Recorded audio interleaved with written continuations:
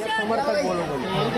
हम जी हमारे इस वतन के लिए, इस चमन के लिए, ताकि खिलते रहे गुल हमेशा यहाँ दोस्तों साथियों।